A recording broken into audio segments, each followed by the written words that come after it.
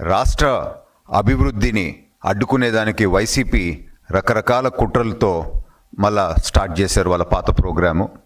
మనము పురాణాల్లో చదువుతాము, ఋషులు యజ్ఞం చేస్తుంటే రాక్షసులు వచ్చి భగ్నం చేస్తారని.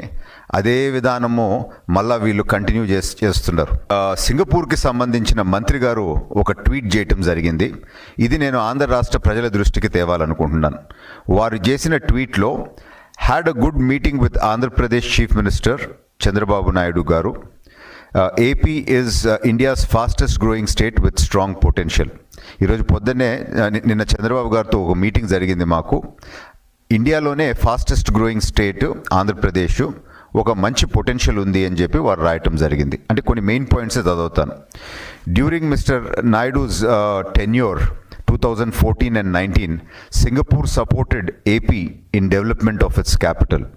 AP capital సపోర్ట్ చేయటం జరిగింది సింగపూరు.